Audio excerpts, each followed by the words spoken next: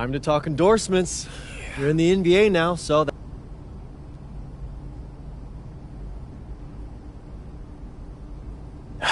Yeah, I mean, that all looks great.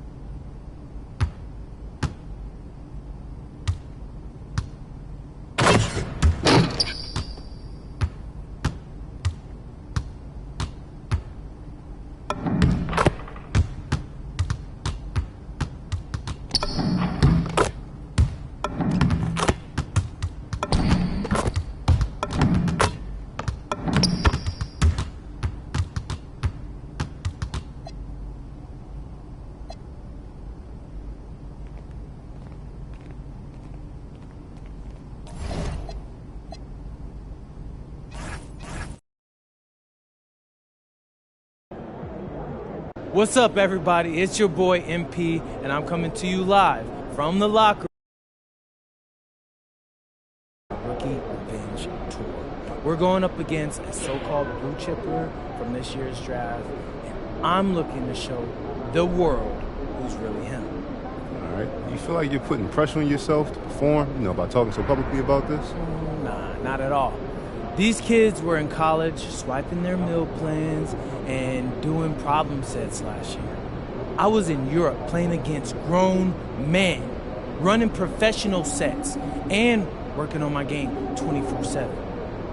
Tonight is when all of that work, that's going to pay off. Stay tuned. MP out.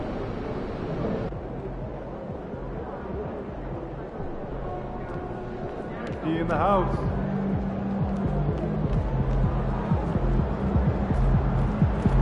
Over here.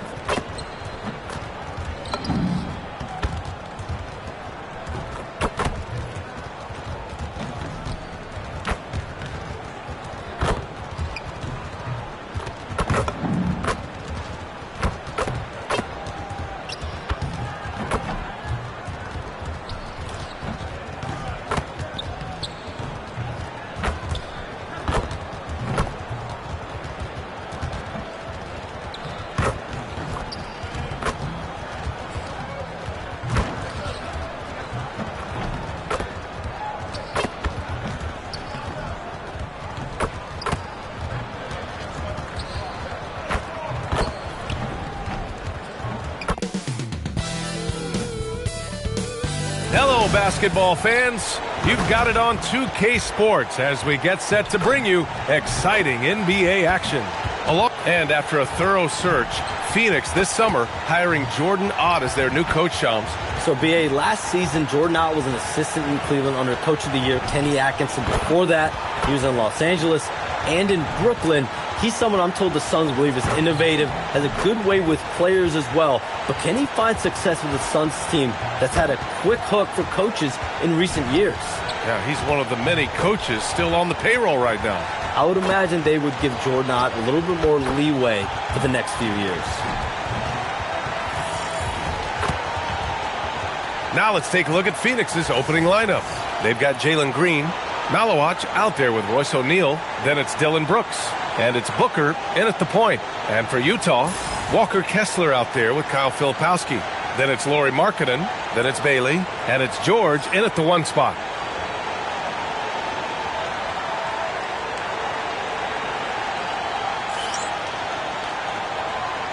Here we go.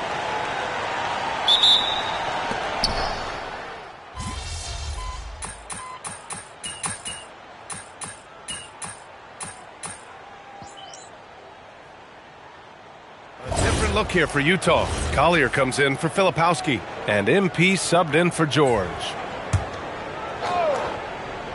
And coming into the season, MP was very open about his motivation. He wants to prove he's the best rookie in the class. Well, you love the extra work MP has been putting in at practice and in the film room. He's talked about how he wants to grow faster, and I can certainly say I'm excited to watch how MP develops. And now let's check in with Allie to see what she has on MP for us. Take it away, Allie. Thank you. Well, we've seen glimpses of greatness from this year's rookie class, and tonight we have a couple of interesting rookies going head-to-head. I asked MP about the matchup. He said his goal is to become the best of his entire group. He's taking that on as a very personal challenge. Guys, you have to like that determination. All right, thanks for the report. He's as competitive as they come. Something that MP has that not many other rookies can claim, championship experience. MP was a key member for his team that won a title in the European League. Yeah, and there's no substitute for experience like that. MP might be a rookie, but to have played in the European Championship game is something that goes a long way as far as composure on the court. Goodwin laid it in with a nice touch off the window. Attacking in the painted area. Clearly that was their game plan coming in. And here's MP from outside. 20 seconds left to play in the first quarter. Count the basket. Getting out to a nice lead. Great flow and great execution. Suns trail by 10.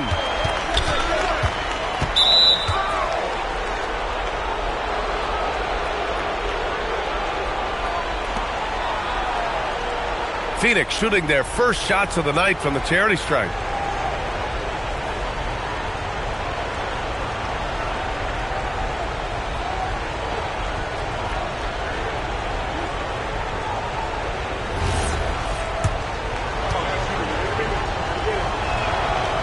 And the first one at the line is good. And he's just a player that's so aware on the floor. Talking about Grayson Allen. He knows what's going on at all times. A really high basketball IQ. No question who's in control of the board so far. And it goes out of bounds. That one off Green. And it's Utah with the ball. Here's Sensabaugh. And he comes up with a bucket. They've shown so much energy right from the start, particularly on the offensive end. Well, so far, a great game plan and great execution, but we still have a long way to go. And a double-digit lead on the scoreboard as we end the first quarter of play. Utah ahead. They lead by 11. And the second quarter is on its way when we return.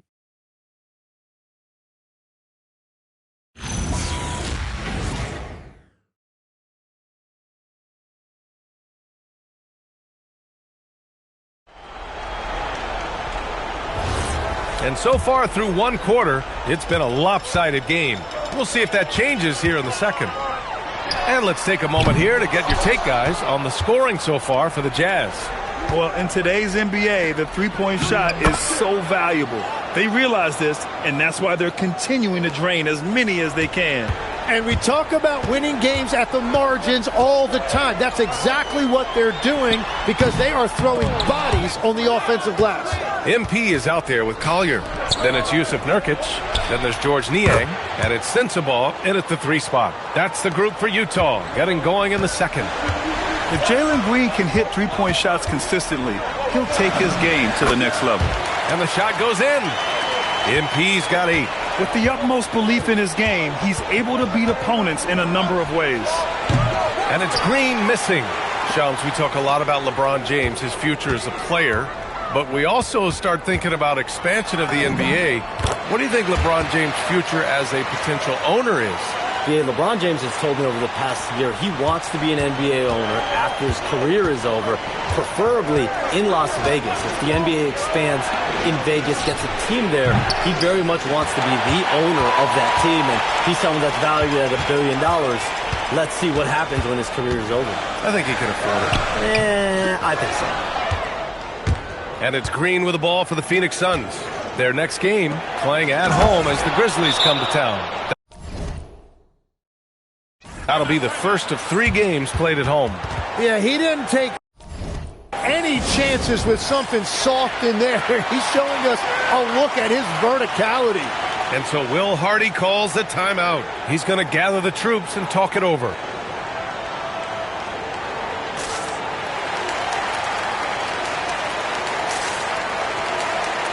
A different look here for Utah. Filipowski, he's checked in for Niang. Lowry Marketing comes in for Sensabaugh. And it's George in for Collier. Phoenix also changing it up. Iguodaro, he's checked in for Dunn.